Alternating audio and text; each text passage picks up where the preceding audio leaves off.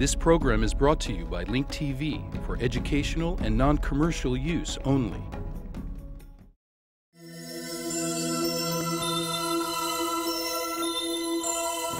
Mosaic, a daily news program from Link TV, presents a selection of news reports from independent and state-controlled broadcasters from throughout the Middle East.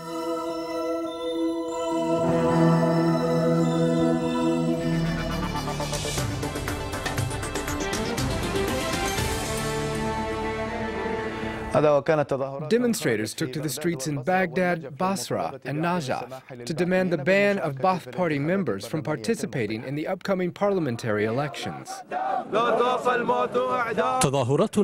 The protesters' overwhelming chants resounded on the streets of the Iraqi capital and two other cities, Basra and Najaf. Protesters in all three cities voiced the same slogan and had one unified demand, which they repeated together over and over again: no to the return of the Ba'ath Party, and no to its participation in any upcoming elections or in the Iraqi political process in general. I don't know why the Ba'ath should return. I just don't know. They slaughtered so many martyrs. I don't know why the Ba'ath would come back. Where is the change? What's different? Nothing's different than before. Representatives of the Coalition for the State of Iraq, headed by the Prime Minister Nouri al-Maliki, joined a demonstration in Baghdad. They reiterated their determination to abolish the resolution passed by the Anti-Discrimination Committee, which allows candidates accused of belonging to the Ba'ath Party or of promoting it to run in the upcoming parliamentary elections. These people stole a revolution. These are the masterminds of the black coups. They shall not return to the political process. The scenes in Basra and Najaf are not very different from those in Baghdad. Local officials and tribal leaders participated in the protests that the three cities witnessed simultaneously in support of the Accountability and Justice Commission's decision to bar candidates from the Ba'ath Party. They also criticized what they described as foreign interference in Iraqi affairs. I am suppressing my resentment and reservations in regards to the U.S. Embassy's intervention in Iraq's sovereignty. We stand together behind the Prime Minister of the country to protect Iraq. And we say this clearly: no to Ba'ath, no to the mass graves, no to the genocide campaign. Today's demonstrations took place shortly before the Iraqi Parliament's special session began to discuss this matter, and one day after a meeting was held among the four leaders of the country, the government, the ministers, the Council of Representatives, and the Council of the Supreme Court. The meeting was scheduled to discuss the Anti-Discrimination Committee's resolution in order to reach a consensus and bring proposals forward to the Parliament's special session today. One of these proposals is for the Anti-Discrimination Committee to separately review each appeal and complaint submitted by the relevant candidates, without generalizing the decision of barring all of the candidates. Anwar Al-Ansi, BBC.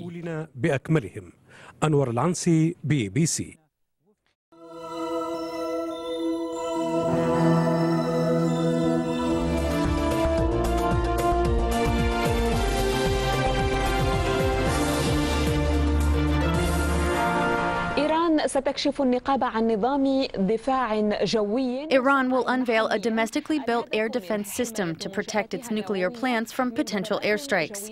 Iran's official news agency quoted Iranian Air Force Commander Heshmatollah Qasiri, confirming that the mentioned system has at least the same capability as Russia's S-300 anti-aircraft missile system. Moscow froze the sale of the S-300 to Iran following pressure from the West.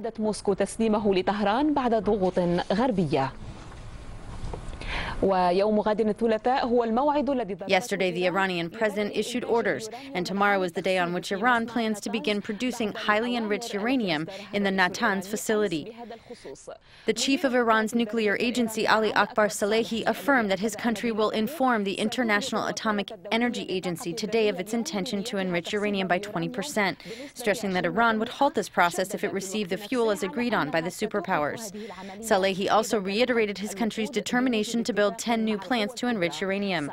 He indicated that several proposals regarding this matter were brought forward, and the construction work to build new plants will start as soon as possible once these proposals have been studied and an appropriate location has been selected.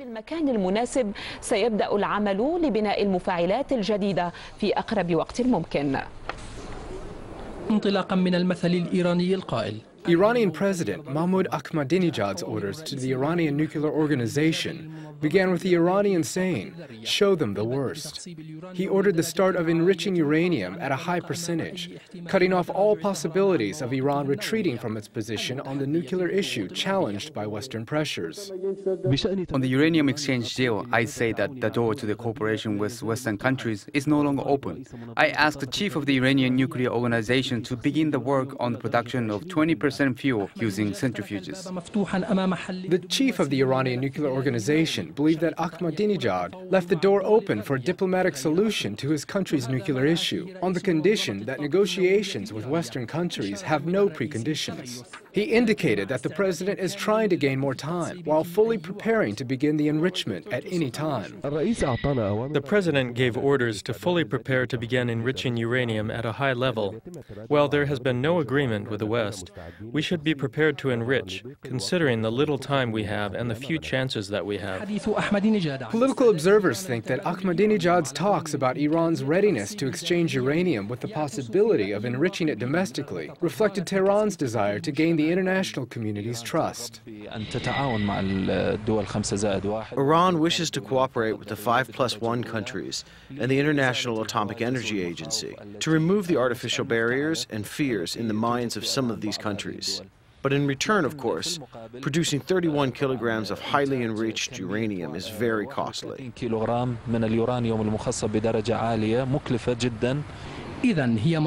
So with this position, Tehran wants to break through Western pressure by saying that it is moving forward in its nuclear program without hesitation. At a crossroad, the easiest decision is difficult. The Iranian president left his country's nuclear issue on the chessboard of the West. Tehran either accepts highly enriched uranium or returns to the negotiation table without any preconditions. Faisal Basha, Dubai TV, Tehran. Iran reiterates that the uranium that it pursues will only be used for environmental and civil purposes, but that does not diminish the concerns that the West has about Iran's nuclear program. These concerns come from the fact that producing a nuclear bomb requires uranium enrichment to the level of 90%, or atomic fuel that contains 90% of the equivalent of uranium-235 fission. Natural uranium contains more than 0.7% of the equivalent of 235 fission. According to some studies, raising this percentage requires 1,500 centrifuges and takes an entire year.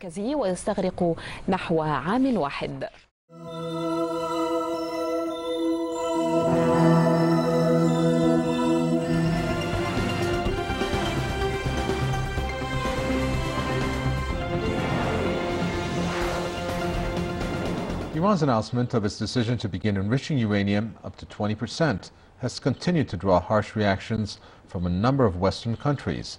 The U.S. Secretary of Defense and his French counterpart have called for fresh sanctions against the Islamic Republic. Robert Gates said in a meeting with Hervé Morin that they've agreed to launch international talks that will lead to new sanctions against the Islamic Republic. In London, a government spokesman said Iran has to either engage with the international community or face further isolation. Germany has also condemned Iran's plan to enrich uranium up to 20%.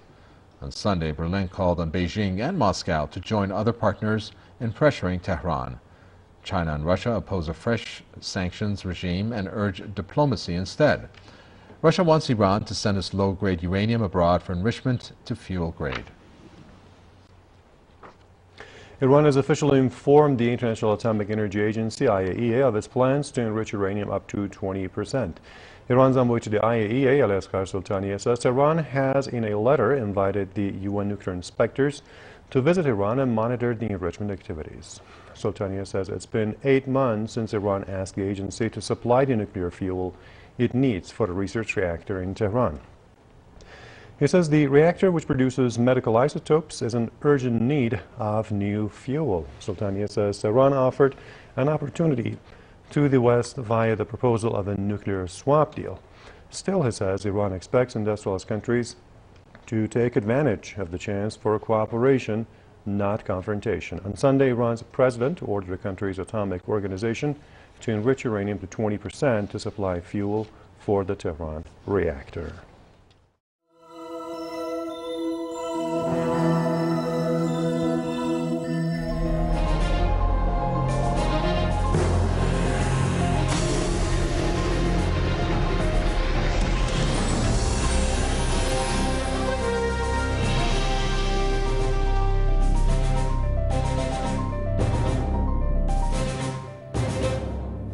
Al-Qaeda's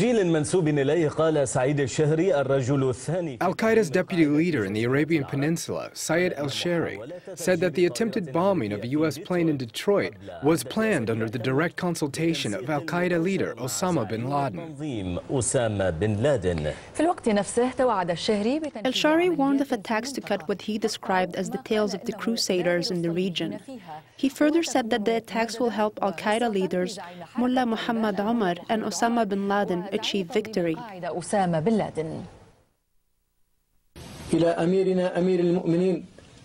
To our Emir, the Emir of believers, Mullah Muhammad Omar, to our Sheikh and jihadist commander, Abi Abdullah Osama bin Laden, and to the brain of our nation, Dr. Ayman Zawahiri, may God protect them all. We are not standing by and watching while the Crusaders and their followers prepare to eliminate you and your group. I swear to God, for them, we will open the doors of hell on the ground, which will be the key to our victory. We will cut the tails of the Crusaders and destroy the dreams of crusade and ruin the desires of the Jews in the region. I would like to assure you that you will soon hear some good news, God willing. We are standing with you on the same front. For your sake, I swear to God that blood will be shed and flesh will be torn. In Yemen, the head of Al-Haq party, Hassan Zaid, said that the Houthis have expressed reservation over the 6 conditions offered by the Yemeni government to end the conflict in Sada. Hassan Zaid, who is leading the mediation efforts between the Houthis and the Yemeni government, said that Abdul al-Malik al-Houthi has called on appointing the joint meeting parties as a guarantor to any agreement with the Yemeni government. The Houthis have expressed reservation over the time frame for the implementation of the government's conditions to end the war in Sada. According to Abdul al-Malik al-Houthi, the mechanism in its current context and time frame is very difficult to implement. Abdul al-Malik al-Houthi said that the mechanism proposed by the government is unreasonable and it's difficult to implement on the ground. He said that a consensus must be reached with the authorities. An agreement must be reached between the 2 sides responsible for ending the war in Yemen. Al-Houthi called on appointing the joint meeting parties as a guarantor and a national witness to the ceasefire agreement with the government. A few days ago, the Yemeni presidential advisor outlined his government's mechanism to end the war in Sada. Some of the articles covered in the mechanism include the reopening of roadways and the handover of control to the army. In addition, the Houthis must give up their weapons. The Yemeni government said that it wants to make sure that the latest Houthi announcement to accept a ceasefire is serious and realistic, and it's not an opportunity for the Houthis to regroup. This is an important step to make sure that a 7th war will never erupt in Sada. Yemeni Foreign Minister Abu Bakr al-Kurbi said that the Houthis accepted the government's conditions to end the fighting after failing to forcefully mandate their own conditions. Amidst the unfolding developments, the sound of artillery continues to blare in the province of Sada. These are daily briefs. The Saudi army continues to carry out raids and shelling inside the Yemeni territory, killing scores and injuring scores of others. In response, Houthis carried out raids and counterattacks against the Yemeni army. The Yemeni army announced that it has cleansed several areas from armed fighters and directed painful blows against them.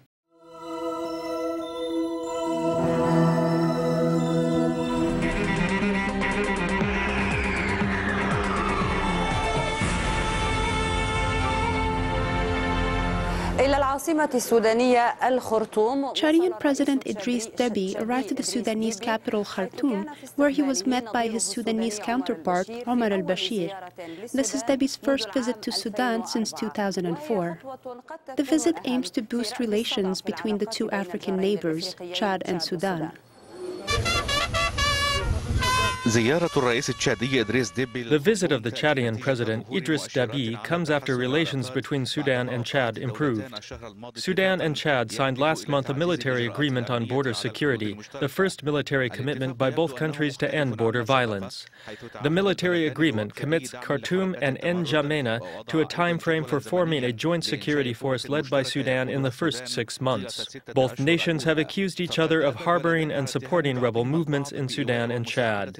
Khartoum has filed a complaint with the UN Security Council against N'Djamena after the latter carried out air raids inside the Sudanese territory.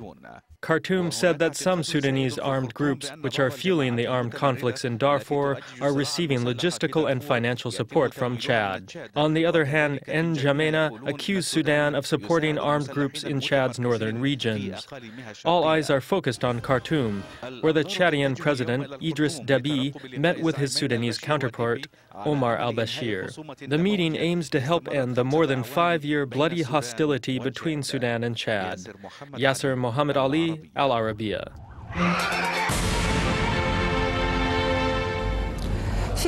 In Afghanistan, the Taliban confirmed that they will continue to fight against NATO forces deployed in the country. The joint Afghan-NATO forces announced a few days ago that they will carry a wide-scale offensive against Taliban positions in the south of the country. The Taliban rejected the latest call by the Afghan president to hold a dialogue and described it as useless. The Afghan-based Taliban movement confirmed that it is capable of dealing with challenges as well as fighting the Afghan NATO forces. This news comes despite the latest military escalation and the warning of a looming attack against Taliban positions in the south of the country. The Taliban said they will maintain their positions and continue the fight against Afghan forces.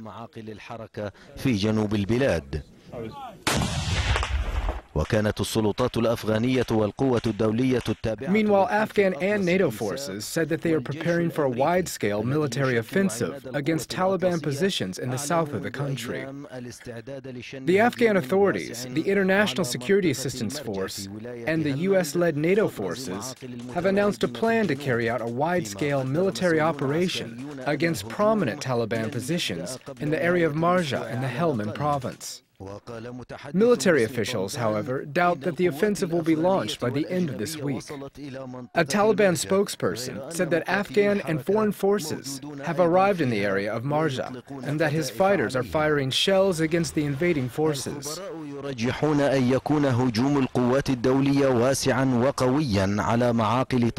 Observers believe that the NATO attack will be broad and powerful. The attack, which will target Taliban positions in Helmand, comes as part of the new U.S. troop surge.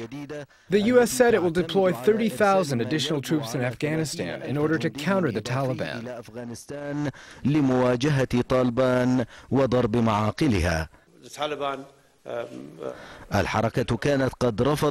The Taliban rejected a call by the Afghan president, Hamid Karzai, to hold a dialogue and described it as useless and funny. The Taliban said it will hold talks in order to achieve its ultimate goal, which is to establish an Islamic state.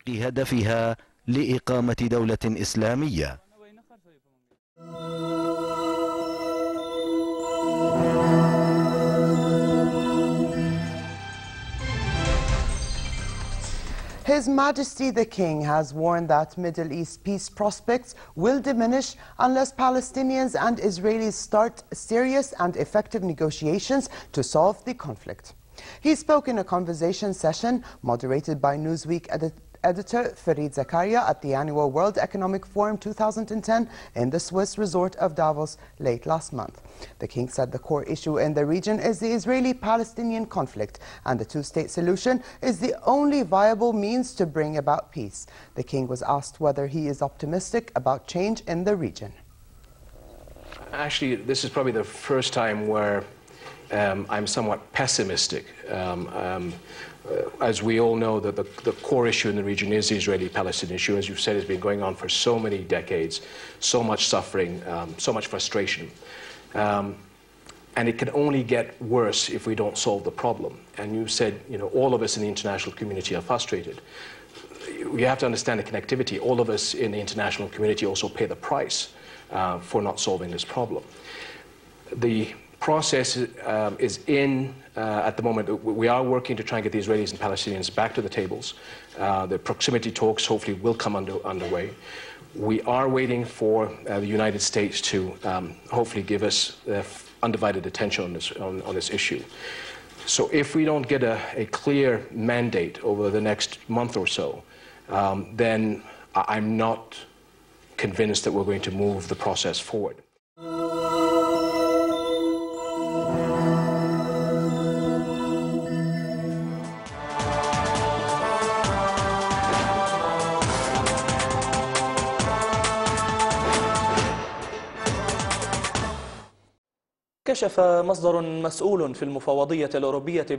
An official source from the European Commission's delegation to occupied Jerusalem unveiled that the European Union, with the approval of Fatah's authority in Ramallah, stopped paying the bill for the industrial fuel used in the power plant that generates electricity in Gaza. Chief of the Palestinian Energy Authority, Kanan Obeid, confirmed that the power crisis in the Gaza Strip is ongoing, indicating that the limited amount of industrial energy provided to the power plant was barely enough to run one electricity generator on Friday and Saturday.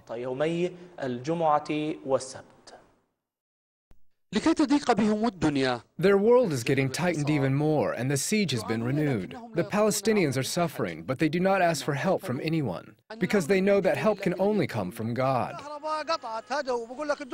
The power was cut off. They say that the EU countries are not willing to pay the electricity bill, and the Jews won't allow special solar energy panels that generate electricity. One does not know what to do. It's confusing. I swear to God, it was cut off for 24 straight hours, in Sabra in particular. Some days it gets cut off and comes back at 10 o'clock at night, and some days it is off from 3 a.m. to 3 p.m. The camp can be without electricity for 24 hours. On a daily basis, it comes from 4 to 5 hours. The most we can get is 6 hours. If there is power for 6 hours, we cram the laundry, cooking, and everything else during that time. After that, we sleep in the dark. The situation is difficult to solve. God alone has the solution. May God solve this for us. God has the solution. What can we do? The Lord has the solution, not the people. None of them are decent human beings.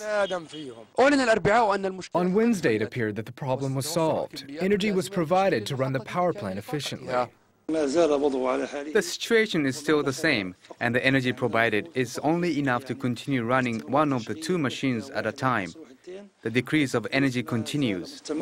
The problem was bigger than it was announced. Since November 2009, the EU informed the government in Ramallah that the financial sponsorship to generate electricity will stop. After an agreement was reached, the budget for the power plant's fuel was used to sponsor other activities under Fayyad's authority.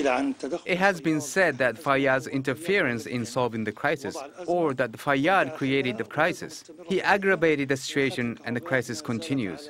And the situation of the electricity is still the same, a decrease in the supply of electricity. The power plant in Gaza is capable of producing 40% of the electricity that the whole strip needs. It is now producing only a quarter of that. This has forced the amount of electricity provided to be cut down to the minimum level, 8 hours a day. Almost as if they were reluctant to announce that this is the beginning of a new siege. They apologize for the EU's decision to stop the financial sponsorship for the fuel. Just like the cooking gas issue that has been ongoing for 4 months, they apologize for technical problems without doing anything about them. To sum up, this is the beginning of a new siege, regardless of whether or not they announce it. Sardin Askur, Al-Aqsa Channel, Gaza.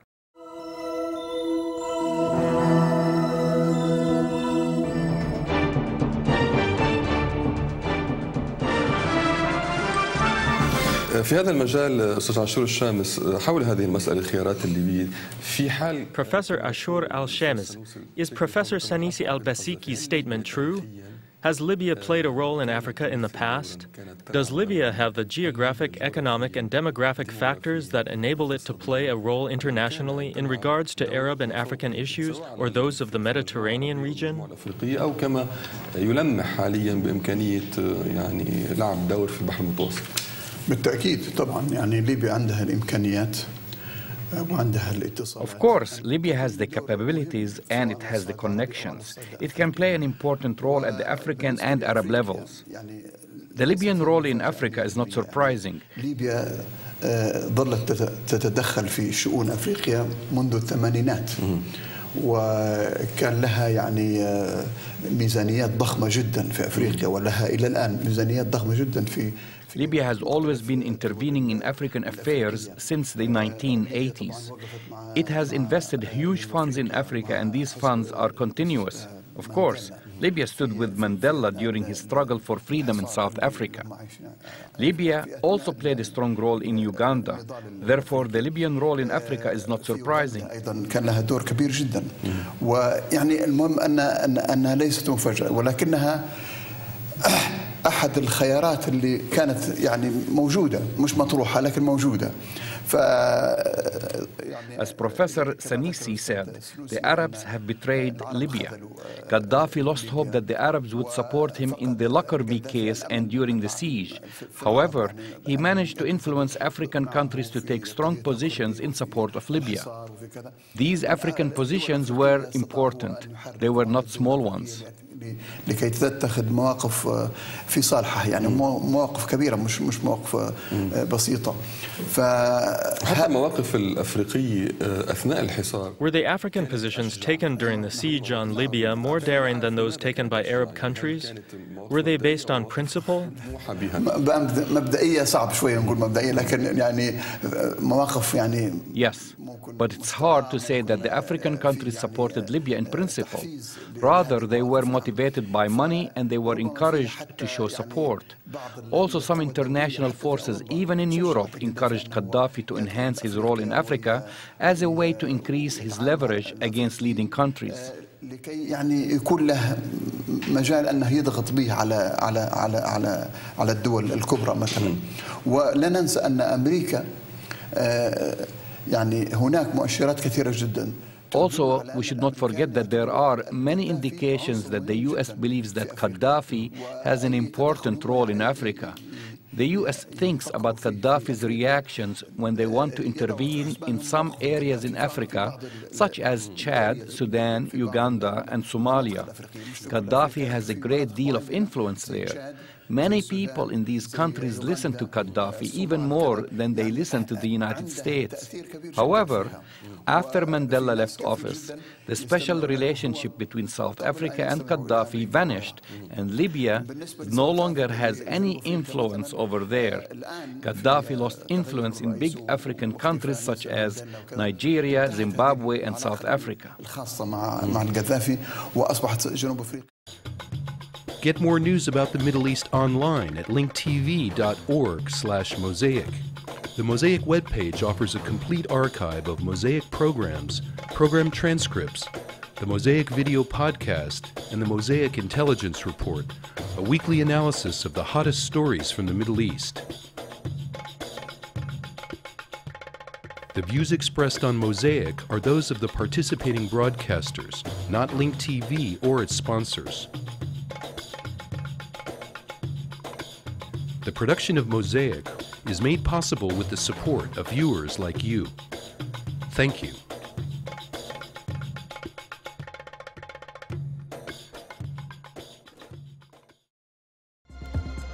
This program is brought to you by Link TV for educational and non-commercial use only. Link TV is the only U.S. network dedicated to global and national news, uncompromising documentaries, and diverse cultural programs which connect you to the world.